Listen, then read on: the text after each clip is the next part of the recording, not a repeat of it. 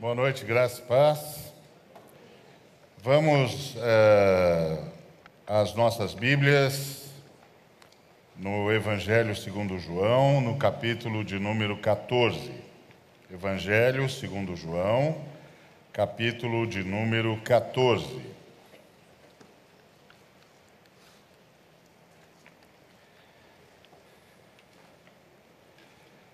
A partir do verso 1.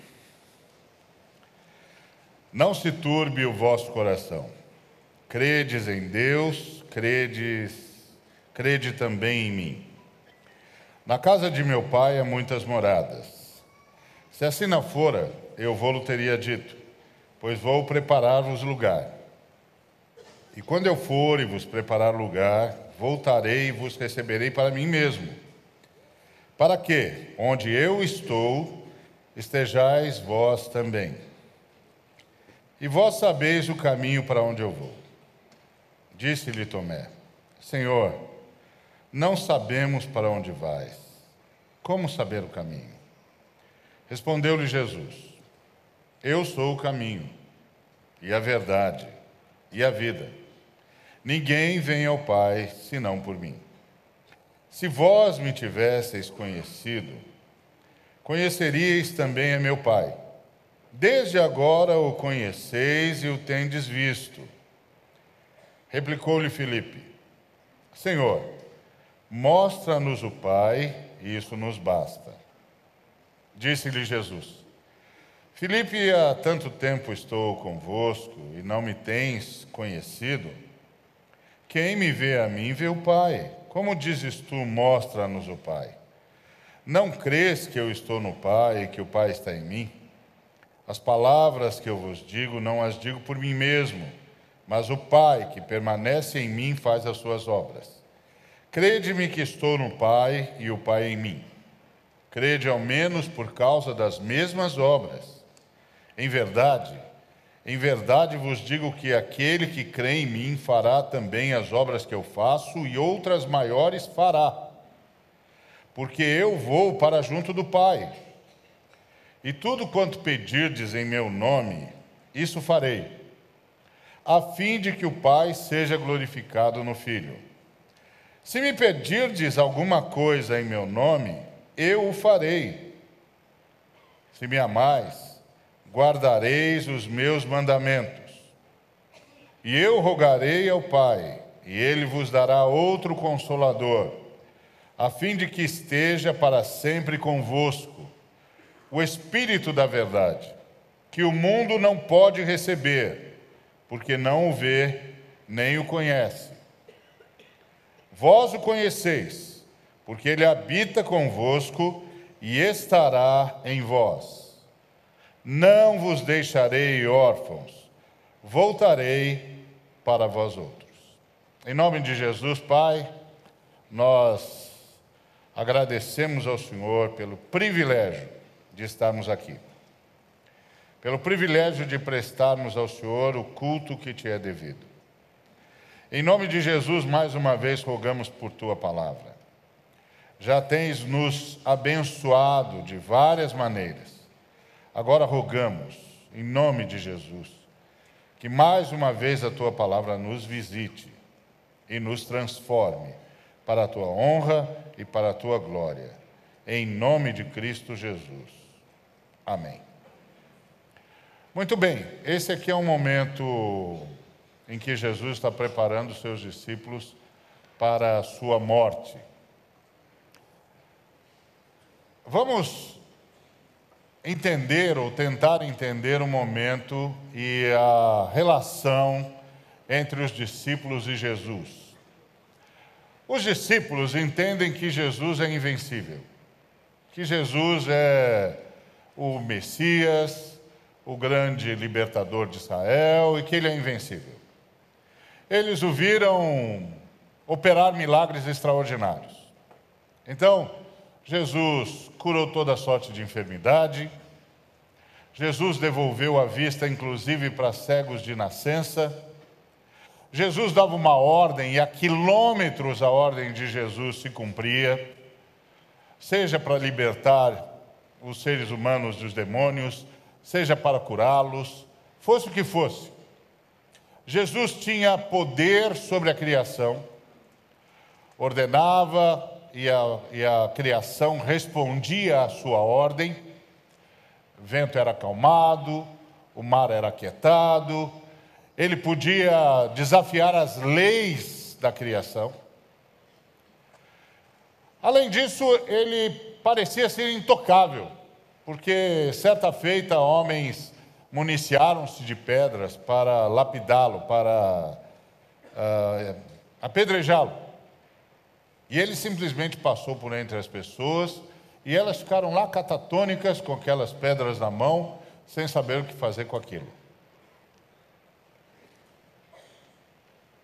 Além disso, quando Jesus falava, a palavra de Jesus era de uma eficácia extraordinária, ela é cortante, dividia juntas de medulas. As pessoas reagiam à palavra dele, elas se convertiam, elas mudavam de vida, elas abriam mão de poder, abriam mão da violência, abriam mão das posses, abriam mão da vida. Era uma autoridade nunca vista, nunca presenciada em nenhum dos grandes profetas com os quais Israel conviveu. Então os discípulos estavam certos. Jesus vai tomar o poder. Jesus vai estabelecer o reino de Israel. Israel vai ocupar o lugar de Roma. Vai ser a grande nação da história. Vai governar tudo e todos. E, segundo Daniel, este reino nunca terá fim.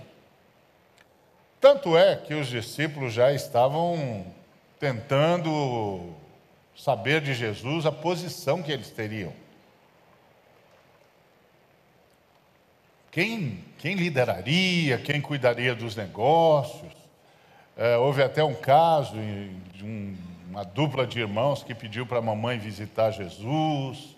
E a mamãe foi lá e conversou com Jesus e disse: será que um dos meus filhos não podia se sentar à tua direita e um outro à tua esquerda? E Jesus disse: olha, para que isso possa acontecer, eles têm de tomar o cálice que eu vou tomar. E os meninos disseram: não, nós tomamos. Eles não sabiam direito, mas poder sabe como é que é. Eles queriam ter posição de destaque no reino.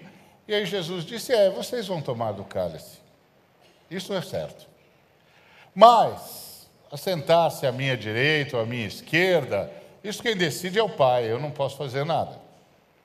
Então, na cabeça daqueles homens, o reino era o próximo passo.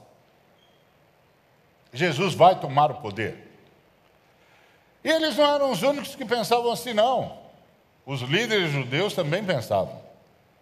Primeiro porque Jesus era um profeta incontestável.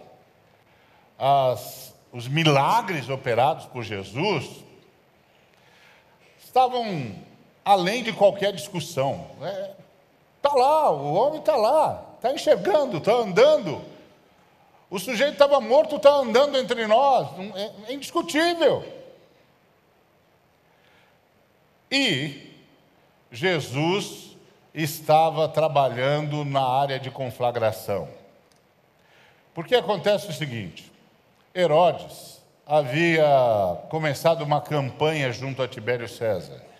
E a campanha de Herodes junto a Tibério César é que Tibério fizesse de Herodes o único rei de Israel. Ele continuaria suzerano, continuaria pagando os impostos, submisso a Roma. Ele só não queria dividir isso com Filipe, com Lisânias, com Pôncio Pilatos. Então ele estava tratando de convencer o Tibério César a colocá-lo como o único rei de Israel. Só que o Tibério César só conhecia uma linguagem. E a linguagem que o Tibério César conhecia era dinheiro. Muito dinheiro. Então, Herodes começou a aumentar os impostos. Aumentar os impostos da atividade comercial mais rentável e lucrativa do seu império, ou do seu reino. que era a pesca no mar da Galileia. E isso estava consumindo os pescadores. Era um abuso, era uma extorsão já. Pois é, Jesus concentrou o seu ministério ali em torno do chamado Mar da Galileia, e quando foi escolher discípulos, de 12, escolheu 10 pescadores. Inclusive um deles, Zelote, da turma radical. Então, não só na cabeça dos discípulos, como na cabeça dos líderes de Israel, Jesus vai tomar o poder. Jesus vai desafiar os romanos. Ele vai conflagrar esse estado. Ele vai convocar a multidão. E como ele é poderoso, profeta poderoso, porque ele não é só um sujeito com um discurso inflamado. Ele é um profeta poderoso, que ressuscita mortos, que expulsa demônios, que cura enfermos. Então está todo mundo com medo, e aí os fariseus e os saduceus decidem que tem de entregar Jesus à morte. E certamente você sabe, os romanos mataram muitos judeus por crucifixão, muitos, centenas. Só que havia um detalhe: os judeus não entregavam seus compatriotas aos romanos, não. Se os romanos quisessem matar algum judeu, que o caçassem, que o prendessem e que o executassem segundo a sua lei, mas não iriam contar com nenhum judeu para isso, não. A exceção foi Jesus de Nazaré. Jesus de Nazaré foi provavelmente o único que os seus próprios compatriotas entregaram aos romanos. Então a situação era muito tensa. Muito tensa. E os discípulos estavam lá prontos para a batalha. Nós vamos tomar o poder. E aí, quando eles estão no ápice da esperança, Jesus começa a dizer para eles o seguinte: pessoal, eu vou morrer. Eu vou morrer. Os líderes, os principais, vão me prender e vão me matar. Mas como? Como que o senhor vai... Quem tem poder, autoridade para prender o senhor, para matar o senhor? E aí Jesus diz: de fato ninguém tem, mas eu vou entregar a minha vida. A minha vida ninguém a toma, eu a dou, para a reassumir. Eu vou entregar a minha vida. Os discípulos não conseguiam ouvir a segunda parte, só conseguiam ouvir a primeira parte. O que está havendo com Jesus? Jesus está desistindo? O que está havendo com Jesus? Ele está abrindo mão da revolução? Está abrindo mão da nossa vitória? Por que ele vai se entregar? Por que ele vai se deixar prender? Por que ele vai se deixar matar? Eles não conseguiam compreender. Jesus dizia: meninos, eu vou dar a minha vida, mas eu a vou reassumir. Mas como é que um morto reassume a sua vida? Não estava no construto deles. Não tinha uma categoria assim na cabeça deles. Eles ainda não tinham se dado conta de que estavam falando com o próprio Deus. Então eles estão nessa angústia. E é nessa angústia que Jesus fala essas palavras. Pessoal, não precisa se preocupar. Acredita em Deus. Acredita também em mim. Na casa do meu pai tem muitas moradas. Se assim não fosse, eu teria dito isso para vocês. Eu vou preparar lugar para vocês. E quando eu for e preparar lugar para vocês, eu volto e recebo vocês para mim, para que onde eu estou, estejais vós também. Se você estivesse no lugar dos discípulos, e Jesus está dizendo: eles vão me matar. E aí o Senhor Jesus está dizendo, eu vou me entregar, eu vou deixá-los me prender, e eles vão me matar, mas vocês não se preocupem. Na casa do meu pai tem muitas moradas. Eu vou preparar lugar para vocês. E quando eu for preparar lugar para vocês, eu volto para receber vocês, para que onde eu estou, vocês estejam também. O que você ia pensar? Vai morrer todo mundo. Vai morrer todo mundo. Ele está dizendo que a gente vai para o céu. Que ele vem preparar lugar para a gente para o céu e depois vem buscar a gente. Parece a história dos dois compadres que jogavam futebol e nunca sabiam se estava em pecado ou não, se era permitido ou não, se no céu tinha futebol ou não. Enfim, aí eles combinaram que o primeiro que morresse voltaria para dizer se jogar futebol era pecado ou não, se tinha ou não futebol no céu. E aconteceu que um dos compadres morreu, e aí ele, passado um pouquíssimo tempo, ele vem e cumpre o pacto. E aí, de noite, quando deu as 12 badaladas, ele tocou no pé do atleta e disse, compadre, cumprindo o combinado, estou aqui para lhe dizer que futebol não é pecado. Há futebol no céu e você foi convidado para o próximo jogo. Então, parece as palavras de Jesus parecem isso. Pessoal, eu vou morrer, mas a casa do meu pai tem muitas moradas. Se não fosse assim, eu dizia para vocês. E eu vou preparar lugar para vocês. E quando eu for, eu volto para que vocês estejam onde eu estou. Mas aqui é que está a chave do negócio. Ele não disse, eu volto para que vocês estejam onde eu estiver, mas onde eu já estou. Então é como se Jesus estivesse dizendo para os discípulos o seguinte, queridos, nós temos andado juntos há 3 anos, por todos os lugares. Temos andado pela Galileia, pela Judéia, Samaria, temos andado por vários lugares há 3 anos. Mas sabe de uma coisa, queridos? Eu sempre estive onde vocês nunca estiveram. Nós estávamos juntos, mas não estávamos no mesmo lugar. Como assim? É porque eu sempre estive no Pai, que é onde eu estou, e vocês nunca estiveram. Mas eu e o Pai queremos que vocês estejam onde nós estamos. Eu e o Pai queremos que vocês estejam no Pai, como eu estou. Então, eu vou dar um jeito nisso. Eu vou resolver esse problema. Por isso eu vou me deixar matar. E quando eu ressuscitar, o problema entre vocês e Deus, entre Deus e vocês, entre vocês e o Pai, entre o Pai e vocês, estará resolvido. E aí vocês poderão estar onde eu estou, no Pai.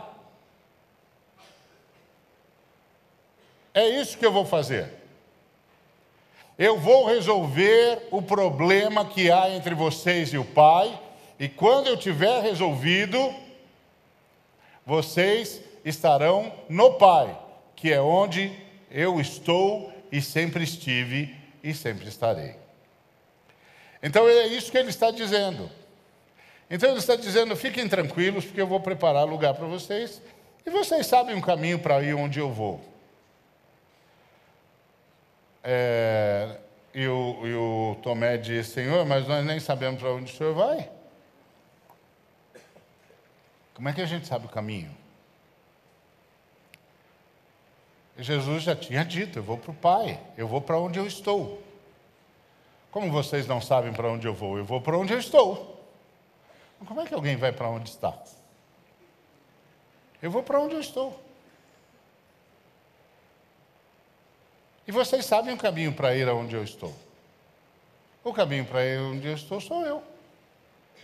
Eu sou o caminho para vir ao Pai. Ninguém vem ao Pai senão por mim. Eu sou o caminho. Eu sou a realidade dessa possibilidade de alguém viver no Pai e do Pai viver nele. Vocês não percebem em mim que eu vivo no Pai, que o Pai vive em mim, que isso é, portanto, uma possibilidade, e mais do que uma possibilidade, é uma realidade, e que eu estou estendendo essa realidade para vocês. Vocês podem participar dessa realidade, a realidade de viver no Pai e ter o Pai vivendo em si. Eu sou o caminho para isso. Eu sou a verdade. E eu sou a vida que vocês vão viver se vocês estiverem no Pai. Eu sou a vida. A qualidade de vida que eu tenho é a qualidade de vida que vocês terão quando vocês estiverem no Pai. E aí o Filipe disse: mas Senhor, mostra-nos o Pai. Porque Jesus diz aos discípulos: se vocês tivessem me prestado atenção em mim, se vocês tivessem me conhecido mesmo nesses 3 anos, vocês também conheceriam meu Pai. E aí ele diz: não, mas na verdade, vocês o conhecem e vocês já viram ele. Opa! Nós conhecemos o Pai? Sim. Nós já vimos o Pai? Sim. Mas, Senhor, nós não sabemos nada do Pai, não. Mostra o Pai para nós. Aí Jesus disse para o Filipe: escuta, meu jovem, há tanto tempo eu estou com você e você ainda não percebeu? Quem vê a mim vê o Pai. Como você me diz, mostra-nos o Pai? Quem vê a mim vê o Pai. Você não acredita nisso? Você não acredita nisso? Você não acredita que eu estou no Pai? Você não acredita que o Pai está em mim? Imagina a cara do Filipe nessa hora. E de todos os outros discípulos. E ele continua dizendo para os discípulos: escuta, gente, presta atenção. As palavras que eu digo a vocês, eu não digo de mim mesmo. São as palavras que eu ouço do Pai. Entendeu? Eu não as digo de mim mesmo. Mas o Pai que permanece em mim faz as suas obras. Sabe o que isso significa, filhos? Que quando eu digo para o vento: fica quieto, o Pai faz o vento ficar quieto. Quando eu digo para a enfermidade: vai embora, o Pai faz a enfermidade ir embora. Quando eu digo para os mortos: venham, o Pai os faz vir. Quando eu digo ao demônio: sai, o Pai o faz sair, porque eu só falo o que ouço do Pai. E quando eu falo o que ouço do Pai, eu simplesmente falo o que o Pai quer e vai fazer. E o Pai faz. Eu só falo, queridos, o que eu ouço do Pai. E quando eu digo o que eu ouço do Pai, eu digo o que o Pai quer fazer e faz. E eu quero que vocês sejam assim também. Eu quero que vocês estejam no Pai, como eu estou no Pai. E eu quero que o Pai esteja em vocês como Ele está em mim. E vou dizer mais uma coisa. Se vocês acreditarem em mim, vocês vão fazer obras maiores do que a que eu faço. Porque eu vou embora, mas o Pai fica. Eu vou embora, mas o Pai fica. E sabe onde o Pai fica? Em vocês. Eu quero que o relacionamento que há entre mim e o Pai seja o mesmo relacionamento que vocês tenham com Ele e que Ele tenha com vocês. Eu vou, mas o Pai fica, porque o Pai ainda tem muita coisa para fazer aqui. muita obra de libertação, de transformação, de cura, de semeadura da justiça. O Pai tem muita coisa para fazer aqui. E vai fazer através de vocês.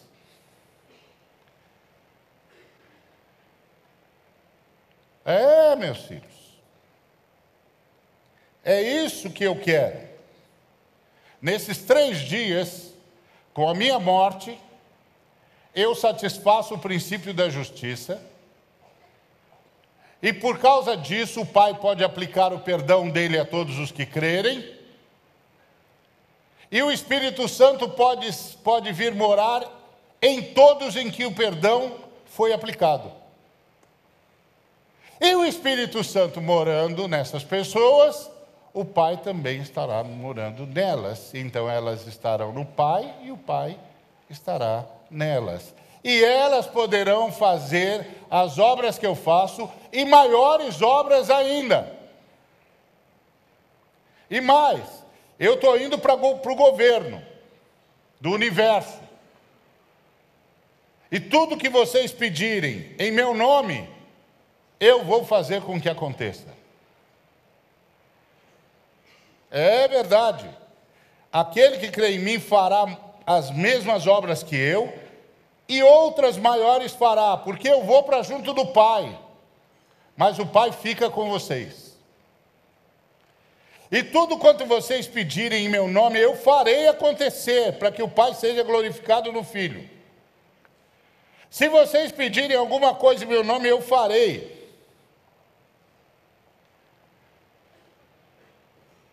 Então, qual é o segredo? Bom, primeiro segredo é estar no Pai. Para estar no Pai, precisa ouvir através do Filho, como disse Jesus. E isso é a consciência de que o Pai só pode me aceitar por causa do sacrifício do Filho. É a consciência de que eu tenho de ser perdoado para que o Pai possa me aceitar. O perdão do Pai tem de ser aplicado a mim para que o Pai possa me aceitar. É como o Zezinho que foi roubado pelo Joãozinho. Mas aí o Joãozinho teve uma crise e devolveu o dinheiro para o Zezinho. Aí o Zezinho ficou contente e disse: obrigado, está perdoado. Aí o Joãozinho disse: eu quero me explicar. Aí o Zezinho disse: não se explica não, eu sei por que você pegou o dinheiro. Ué, por que eu peguei o dinheiro? Você pegou o dinheiro porque você é ladrão. Aí ele disse: não, peraí, deixa eu explicar. Não precisa explicar nada. Você devolveu, está tudo certo. Eu sei que você é ladrão e está tudo certo. Aí o Joãozinho falou: eu não posso falar nada, porque a situação para mim está muito difícil. Mas acho que você está apelando.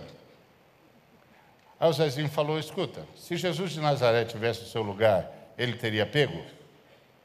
Não, claro que não. Então, ele não pegaria porque ele não é ladrão, você pegou porque você é.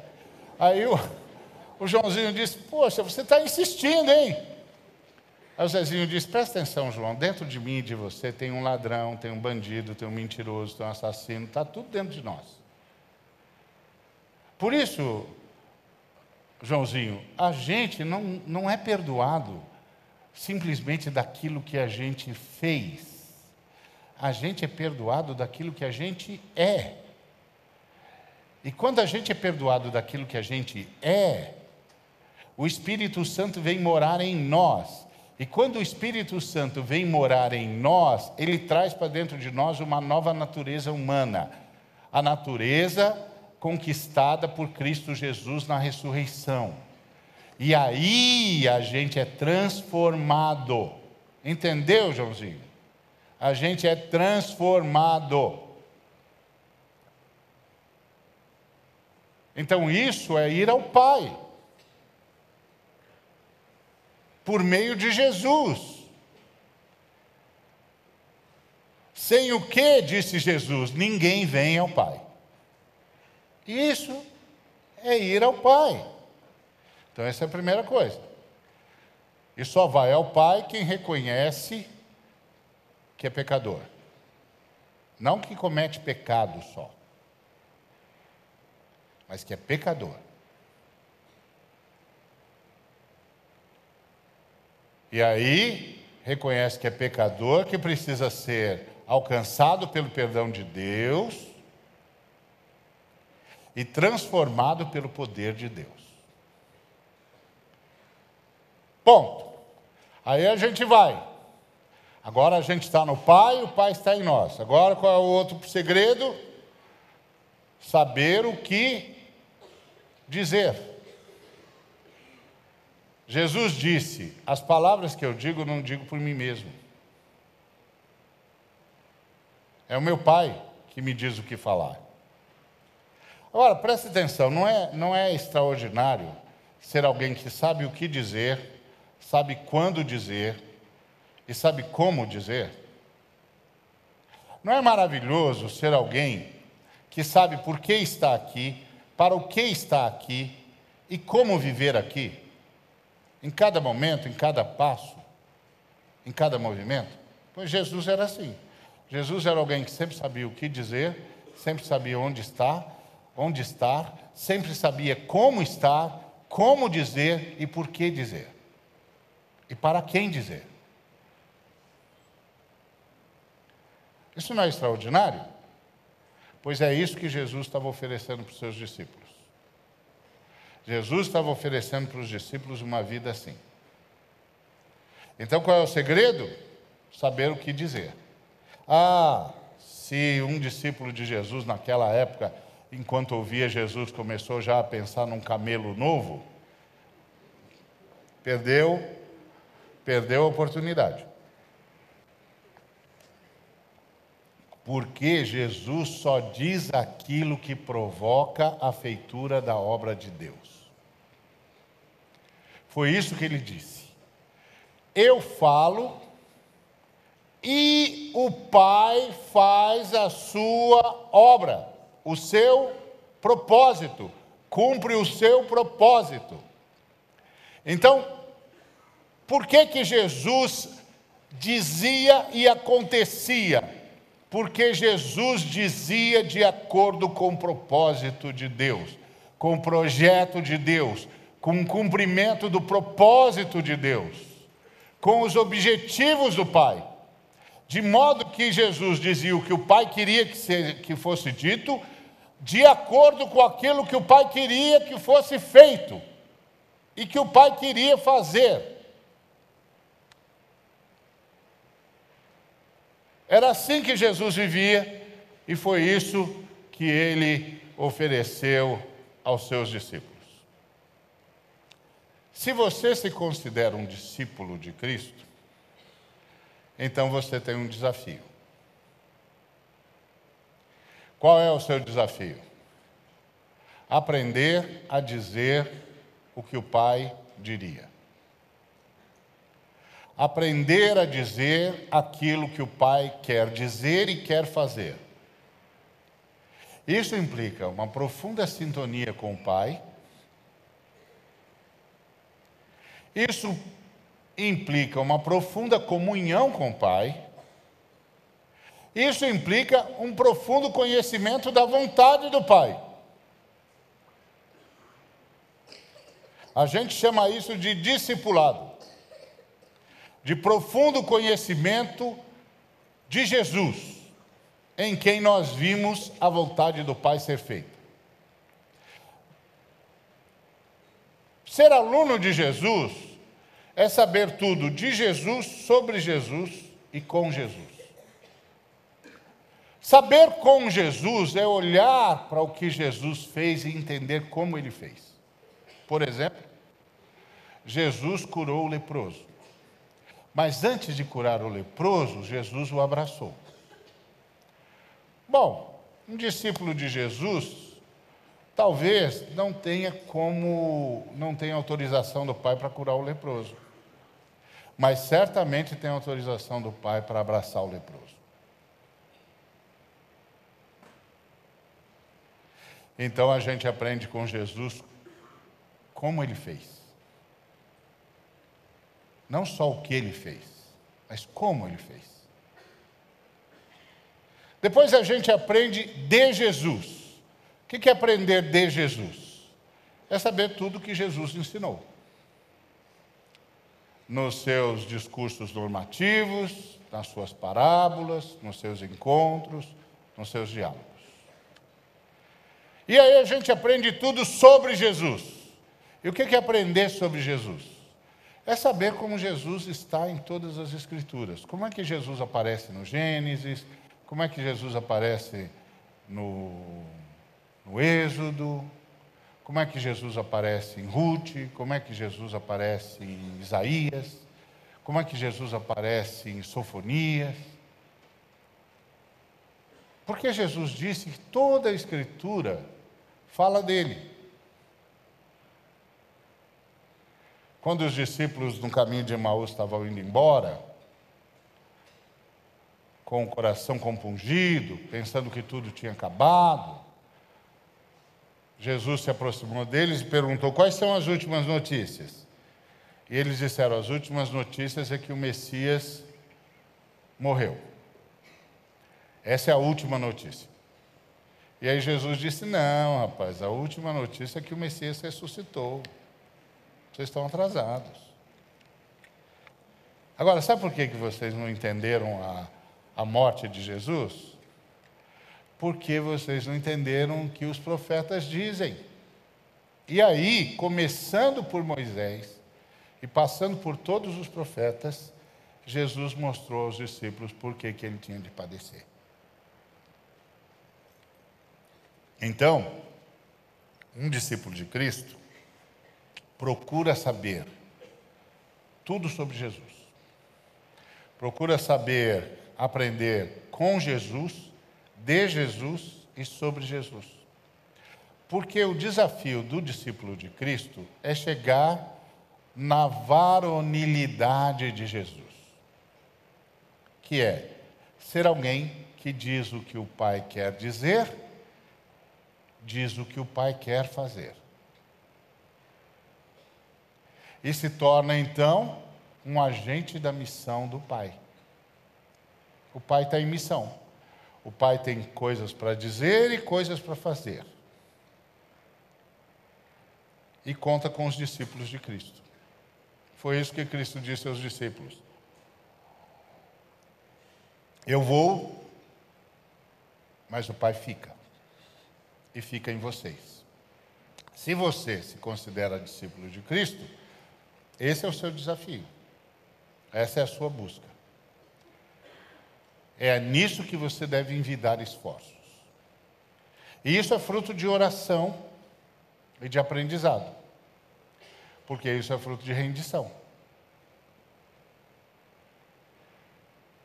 E a rendição pressupõe impotência e ignorância.